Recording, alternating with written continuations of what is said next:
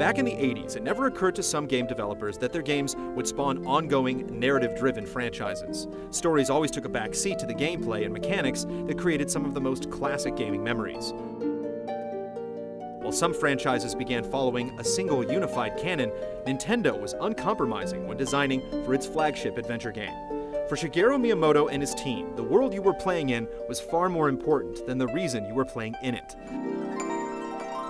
Series canon was an afterthought to the game concepts that would power each new Zelda release.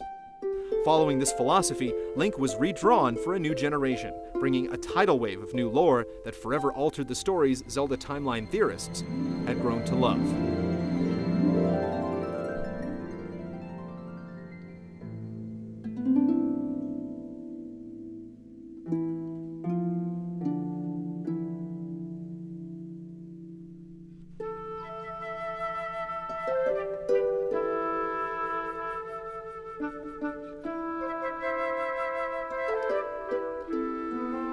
In 2003, Nintendo opened the floodgates and revealed The Wind Waker, and showed players a drastically re-envisioned Hyrule.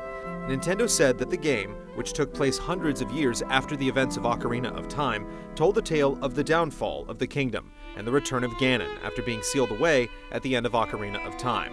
Rather than let its proud lands fall into the hands of evil, the gods of Hyrule instead decided to submerge it in a great flood. Several generations later, Ganon used the Triforce of Power, broke free from his prison below the waves, and sought the means to unify the Triforce and make his dark wishes come true.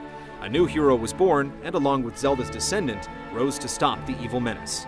In the end, the Triforce washed away the remnants of Hyrule once and for all, and brought what appeared to be a conclusive end to the ancient kingdom. The finale was a confusing twist for timeline theorists. Ganon was defeated when Link thrust the Master Sword into his head, and the blade was washed away in the Dark Abyss along with the rest of Hyrule. With the kingdom submersed in water, it was tough to rationalize it as a setting for future games. Some theorists speculated that there would be a game in the future that would fill these perceived plot holes. Others had a more radical theory. What if there were two timelines as a result of the events in Ocarina of Time? These theorists surmised that at the end of Ocarina of Time, Zelda sent Link back in time to the day they met. This action effectively created a second timeline, which continued with Majora's Mask. However, the princess in the future who sent Link back in time persisted in her own timeline. According to these fans, what transpired in her reality led to the fall of Hyrule and Great Flood preceding the Wind Waker. So which of these timelines, if either, was established as Zelda canon?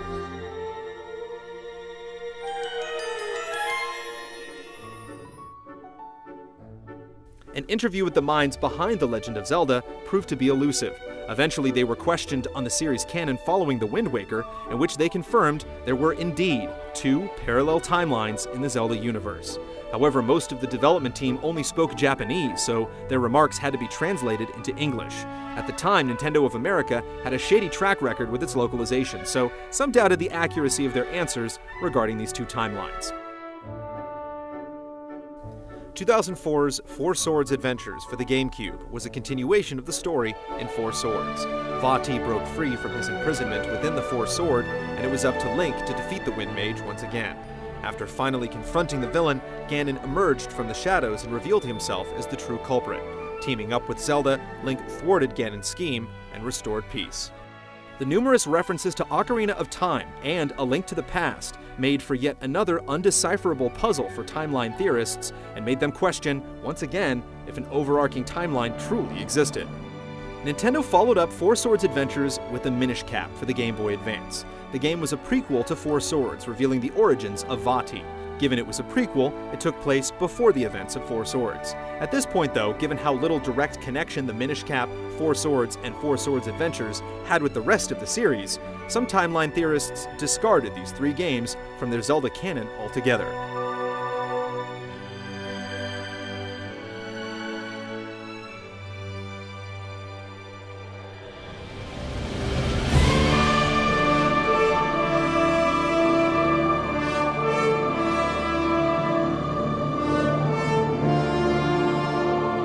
the ongoing Legend of Zelda took a dark turn in the events of 2006's Twilight Princess.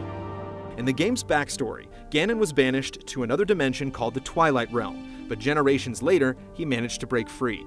A new Link and Zelda joined forces with Midna, the deposed princess of the Twilight Realm, and the trio vanquished Ganon. Nintendo maintained that both The Wind Waker and Twilight Princess were sequels to Ocarina of Time, which, given the drastically differing settings of both games, made a single timeline implausible for timeline theorists. Supporters of the split timeline were vindicated when Eiji Onuma came forth after the game's release and confirmed once and for all that there were two Zelda timelines. The history of Hyrule forked in two different directions at the end of Ocarina of Time.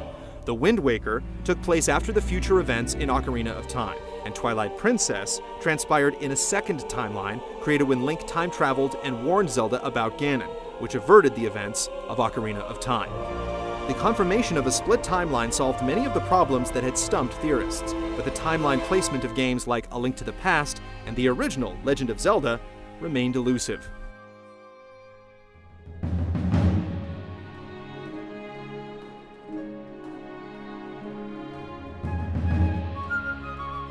Nintendo brought the flooded Hyrule timeline back into focus with its next two releases. 2007's Phantom Hourglass was a direct sequel to The Wind Waker, where Link and Zelda were in the middle of their journey to find a new land when they came across a mysterious ghost ship.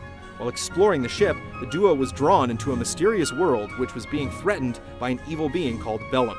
Link ultimately rescued Zelda and saved the day. Eventually, they returned to their own ship and continued their quest to find a home, which was the setting of the next adventure. In 2009's Spirit Tracks, we learned that the crew finally found its way to a new land and christened it a New Hyrule. Several generations passed and a plot was hatched to free an ancient evil shackled by the magical spirit tracks that dotted the land. A new Link and Zelda rose up to take on this foe called Alidus, and they ultimately defeated the demon and returned peace to the New Hyrule. For the first time ever, Nintendo was continuing an arc through multiple direct games, and their placement was easy to discern. Those who followed the events of The Wind Waker were rewarded with an ongoing tale atypical for the series. But the trend was short-lived.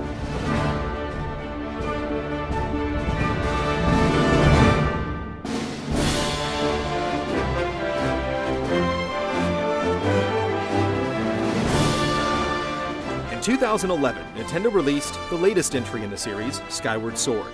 For a long time, theorists speculated where the game took place in their timeline, and some hoped it would fill in some of its gaps. The game ended up taking place at the beginning of the timeline, and served as the foundation for many of the events that transpired in the other games.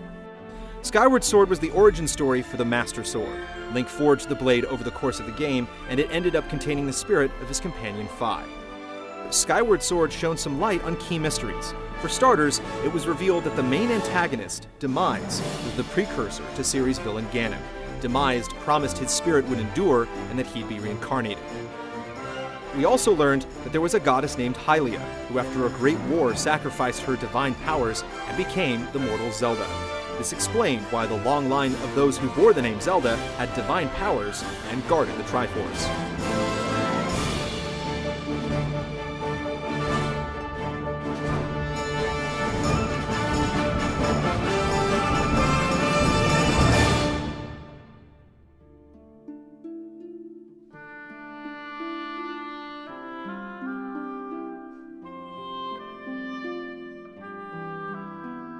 Skyward Sword marked the 25th anniversary of The Legend of Zelda.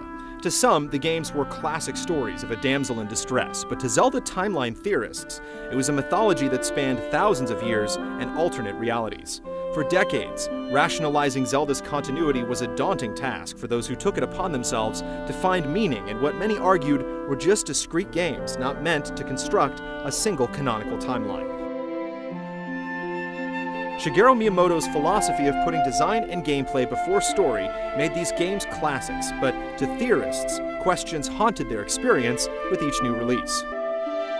Was there an official Zelda timeline? How could it possibly fit together? Would the franchise live up to its name and be just a series of legends loosely connected by an enduring mythos? Would Nintendo ever reveal the truth?